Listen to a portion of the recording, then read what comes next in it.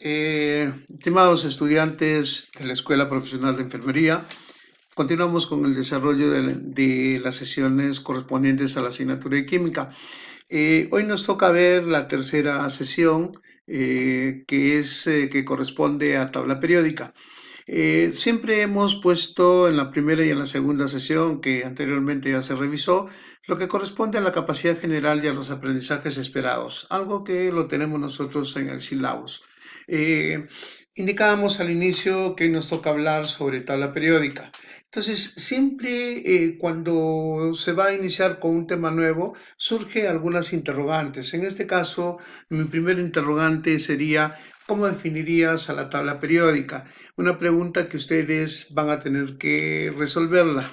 Dos, ¿qué entiendes por línea de tiempo? ¿Se puede aplicar esta línea de tiempo para la tabla periódica? Explique brevemente. O sea, son los prerequisitos que nosotros debemos de tener para desarrollar esta asignatura. Una tercera pregunta que se está formulando es ¿cuántos elementos químicos hay verificados actualmente? Una cuarta pregunta, como quizás sabrás, a lo largo de la historia ha habido varias tentativas de organizar los elementos químicos y la tabla periódica que conocemos ha sufrido diversos cambios a lo largo del tiempo. Entonces, la pregunta que nos formulamos respecto a este enunciado es, ¿sabes quién fue el químico que ideó la tabla periódica con la que hoy nos manejamos? ¿No? Y una quinta pregunta es, Mendeleev diseñó su tabla casi al mismo tiempo que un químico alemán llamado Meyer, quien la publicó un año después. No obstante, finalmente se impuso el orden de Mendeleev. ¿Saben cuál es su gran acierto, ¿no? El aporte que hizo Mendeleev en esa tabla periódica actual? Bien, eh, siempre hay en todo desarrollo, como ya lo vimos también en la estructura atómica, hay una estructura cronológica de la tabla periódica. Tenemos el caso de Berzelius en el año 1814, que fue el primero que intentó en organizar a los elementos químicos en una tabla periódica. Luego tenemos en 1815 está William Proust, ¿no? Los más saltantes es Dobereiner, conocido básicamente por las triadas, que corresponde al año 1820. Luego tenemos las de Newlands, en 1864 las octavas. Había tomado como referencia las notas musicales. El gran aporte de la tabla actual que tenemos vigente es la de Mendeleev, ¿no? Mendeleev hizo su clasificación en función a sus propiedades químicas, pero hay algo que destacar en Mendeleev, que él hizo algo que no hicieron otros químicos, ¿no? Dejó espacios vacíos de aquellos elementos que él no conocía y que posteriormente poco a poco se fueron descubriendo y colocando en esta tabla. Eh, Luego tenemos Moseley en 1914, ¿no? Que fue el primero que ordena los elementos químicos en función a su número atómico. Y actualmente, 2019, tenemos los elementos químicos que están ordenados en familias y se conocen 118 elementos químicos, ¿no? Entonces vean ustedes cómo se ha ido dando la evolución de la tabla periódica. El trabajo de ustedes va a consistir en hacer una breve bibliografía de cada uno de estos químicos o científicos que intervinieron en la elaboración de la tabla periódica. Hablamos de 118 elementos, hablamos de familias y en esta tabla la podemos observar. Ahí están los 118 elementos ya plenamente identificados, cada uno con su nombre correspondiente. Eh, en toda tabla periódica siempre hay un orden. Y lo que nosotros observamos es que en esta tabla hay periodos y hay grupos, ¿no? Entonces, ¿cuál es la característica de la tabla periódica? En que estos elementos químicos están ordenados de acuerdo a su número atómico en forma creciente. Aumenta de izquierda a derecha y de arriba hacia abajo. Entonces, en la tabla periódica, ¿qué encontramos nosotros? Periodos, 7 periodos, ¿no? Grupos o familias, como podemos observar, hay 18 grupos o familias, ¿no? Los que corresponden a los grupos A son 8, a los grupos B 10, pero hay que tener en cuenta que lo que corresponde al hierro, cobalto y níquel, ¿no? Que generalmente el 8, 9 y 10, según nuestra tabla periódica, ¿no? Se considera como un solo grupo, pero estamos considerando ahí 10 grupos.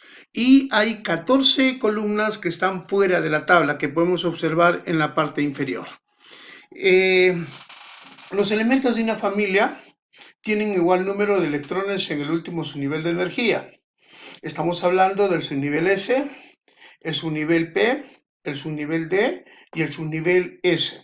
Entonces, esto nos lleva a pensar que, por ejemplo, el grupo 1A y el grupo 2A, todas sus configuraciones electrónicas de esos elementos van a terminar en el subnivel S. Los elementos que están en el grupo 3A al 8A, todos van a terminar en el bloque P. Los que tienen la letra B, ¿no? En su grupo o familia, todos van a terminar en subnivel D. Y las 14 columnas que están fuera de la tabla, todas, su configuración electrónica, todos terminan en el subnivel F. A continuación tenemos la ubicación de un elemento, ¿no? Su configuración, algo que ya lo hemos explicado anteriormente. Tienen un primer ejemplo donde dice completa la siguiente tabla. Se está dando, si nosotros observamos, vemos que su configuración electrónica está expresada en función de un gas noble. Ese es el famoso kernel que nosotros conocemos. Entonces, lo que nosotros vamos a completar esta tabla es periodo, que está dado por el nivel, ¿no? Y el grupo, clásico o actual. Clásico son los números arábigos que hemos visto en la parte superior de la tabla, que van del 1 al 18, y que nosotros, de acuerdo al elemento que se refiera, nosotros le vamos a ir colocando 1, 2 o 3 o 4 según corresponda, y en el actual colocaremos un número romano y la letra A o la letra B para indicar la familia a la cual corresponda. Por ejemplo, si yo hablo del potasio, ¿no? ¿Qué observo en el potasio? Dice el elemento argón, ¿no? Que ese es su kernel, y está terminando en 4s1. Entonces, si a mí me dicen a qué periodo corresponde, yo digo 4. ¿Por qué? Porque el 4 me está indicando en qué nivel se encuentra o en qué periodo está, ¿cierto? Pero si digo en un grupo clásico, le voy a poner 1 porque está en la primera columna. Y me dice en el actual, grupo actual, es el grupo 1A, que viene a ser los elementos alcalinos. Entonces, de esa manera yo voy a ir completando ese cuadro. Ahora, los elementos pueden ser clasificados de diferentes maneras. Una primera clasificación es la que nosotros tenemos en cuenta según su estado físico. O sea, hablamos de elementos químicos que se encuentran en estado gaseoso, el oxígeno, el hidrógeno, el nitrógeno, cloro, flúor, y esto va acompañado de los gases nobles, aquellos elementos que tienen su configuración estable. Que el único que se diferencia de los demás gases nobles es el helio, porque este alcanza su configuración con 2 electrones en su último nivel. Si hablamos de líquidos, dos elementos se encuentran al estado líquido. Uno de ellos es el mercurio y el otro es el bromo. Y sólidos, todos los demás elementos químicos que están presentes en la tabla. Ahora, la otra manera de clasificar es de acuerdo a la familia. Por ejemplo, si yo digo grupo 1A, ¿no? El nombre que le vamos a dar a la familia es alcalina o los alcalinos. Si es grupo 2A, alcalino-térreos. Si es grupo 3A, boroides o térreos, ¿no? Si es grupo 4A, carbonoideos. Si es grupo 5A, nitrogenoideos. 6A, anfígenos o llamados calcógenos, ¿no? 7A, halógenos y 8A, gases nobles. Esos son para los elementos representativos. Ahora, otra manera de clasificar los elementos es si es un metal, es un semimetal, es un no metal o es un gas noble. Y en la parte inferior que tenemos las 14 columnas. Entonces, vemos ahí que, por ejemplo, el hidrógeno está ubicado en el grupo 1A, pero no es un alcalino, y eso hay que tenerlo bien claro. El resto de elementos metálicos son los metales, los semimetales están de otro color que se está señalando, o también llamados eh, que tienen un comportamiento anfotérico, o sea, actúan como metales y actúan como no metales. Luego tenemos los no metales y por último en la columna de color amarillo tenemos los gases nobles. En cuanto a sus propiedades que diferencian a un metal de un no metal. La primera propiedad que debo de tener en cuenta, que los metales son buenos conductores de la corriente, ¿no? Por ejemplo, estamos hablando de, conocido por nosotros, el cobre. Un no metal, mal conductor de la corriente. El caso, por ejemplo, del azufre. En el caso de los metales, pierden electrones para alcanzar configuración estable. En el caso de los no metales, ganan electrones. Los metales forman cationes, los no metales forman aniones, los metales se oxidan, los no metales se reducen, los metales son reductores, los no metales son oxidantes, los metales forman láminas, los no metales no son maleables, los metales forman hilos, los no metales no son dúctiles, el metal forma óxido básico y los no metales forman óxidos ácidos. Eh, Otro punto que es muy importante en lo que corresponde a la formación de los compuestos químicos es la electronegatividad. Para nosotros, ¿qué cosa es la electronegatividad? Es la fuerza relativa que presenta un átomo para atraer electrones de enlace, ¿no? Con la finalidad de anexarlos a su núcleo. Y esto va a permitir que se puedan unir químicamente con otro átomo. La electronegatividad de los elementos se expresa en una unidad de energía según la escala de Linus-Pauling. Pauling demostró que esta propiedad de los átomos depende en forma directa de su energía de enlace. Entonces, la energía de enlace depende a su vez de dos parámetros. Uno es la energía de ionización. ¿Qué cosa es una energía de ionización? Energía necesaria para arrancar un electrón a un átomo gaseoso que esté aislado o en su estado fundamental. Cuando digo estado fundamental me refiero a un átomo neutro. Y la otra propiedad es la afinidad electrónica o electroafinidad. Esa es una medida de la variación energética de un átomo en fase gaseosa cuando incorpora un electrón a su capa de valencia, es decir, está ganando un electrón. Hay una tabla de electronegatividades. Como ven ustedes, los metales alcalinos, ¿no? Eh, son los que tienen la más baja electronegatividad. Si observamos en forma diagonal, el elemento más electronegativo es el flúor, cuya electronegatividad es 4, y el elemento menos electronegativo es el francio, cuya electronegatividad es 0,7. En cuanto a las propiedades periódicas, ya hemos mencionado electronegatividad, hay también la afinidad electrónica, hay el potencial de ionización, hay el radio atómico. La figura nos permite observar cómo aumenta la electronegatividad, cómo aumenta la electroafinidad, cómo aumenta el potencial de ionización, la disminución del radio atómico, ¿no? Entonces, el criterio que manejamos acá es en forma horizontal y en forma vertical. ¿En qué momento se produce el aumento y en qué momento se da la disminución de estas propiedades que son importantes para poder identificar un elemento químico? Bien, concluida la parte teórica que requerimos respecto a tabla periódica, vemos ahora lo que viene a ser cuánto es lo que hemos aprendido de esa parte teórica que hemos revisado. Por eso es que le estamos denominando apliquemos lo aprendido.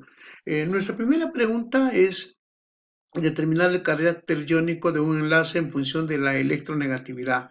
Entonces, para yo poder dar respuesta a este ejercicio, tengo que trabajar con el delta EN.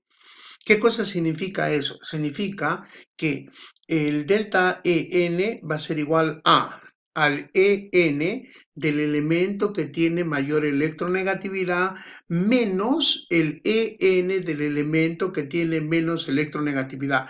Lógicamente que el que va a presentar un carácter iónico mayor es aquel que tiene una diferencia mayor.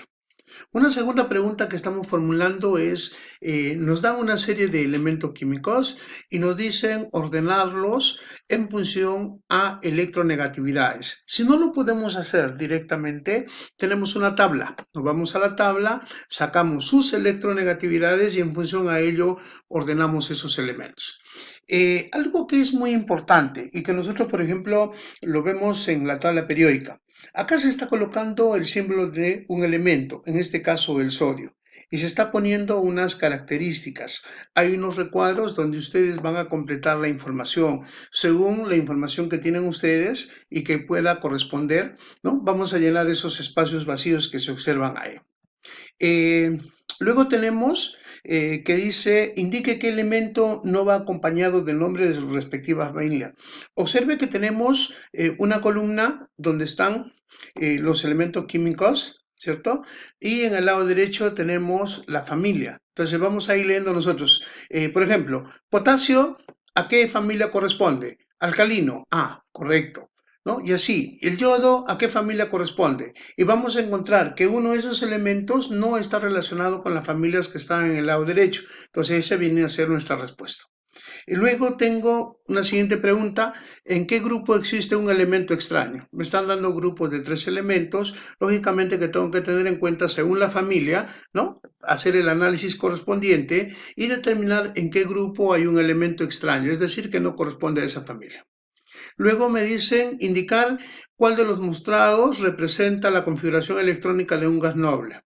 Entonces, recuérdese que los gases nobles están terminando en 1s2 o están terminando en 2p6, ¿no? 3p6, 4p6, ¿no? Entonces, eso es lo que ustedes tienen que tener en claro para poder identificar y decir, de acuerdo a la terminación, corresponde a un gas noble.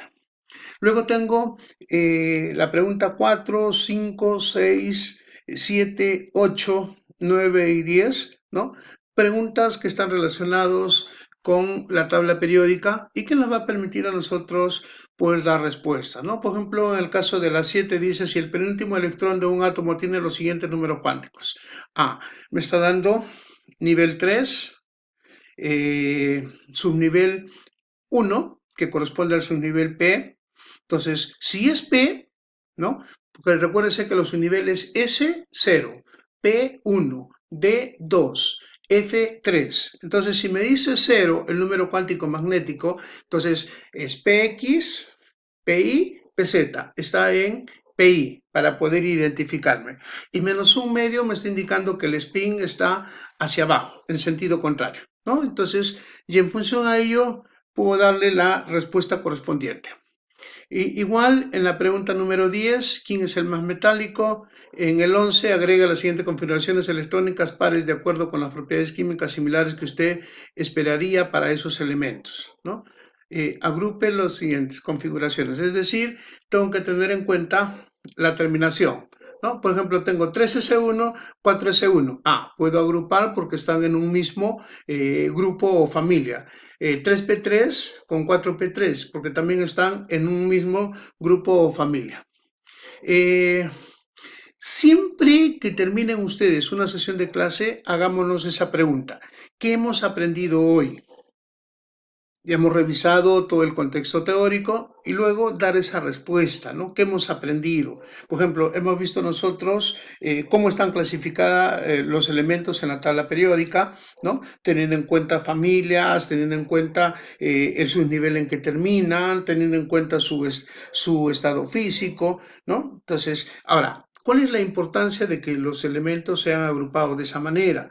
¿No? ¿Por qué es importante? Entonces, eso es lo que ustedes tienen que preguntarse, ¿no? Y cómo esos conocimientos que el día de hoy han adquirido les va a permitir poder aplicarlos en las siguientes sesiones de aprendizaje. No olvides algo que es muy importante. Los elementos se encuentran organizados en tabla periódica de acuerdo a sus propiedades físicas y químicas. A través de la historia, algunos personajes han contribuido a su desarrollo. tenemos Lavoisier y Berzelius, ¿cierto? Que fueron los primeros en clasificar los elementos en metales y no metales.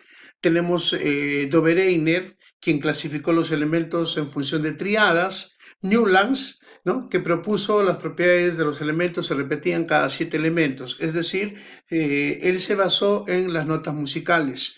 Mendeleev, que fue el que mayor aporte dio a esta tabla periódica, ¿no? Entonces predijo la existencia y propiedades de nuevos elementos que hasta esa fecha no se conocía, ¿no? Entonces, esa tabla es la que fue utilizada, digamos, como base para la tabla que nosotros tenemos en este momento en vigencia y que los elementos están ordenados en forma creciente, ya no en su masa atómica, sino en función a su número atómico.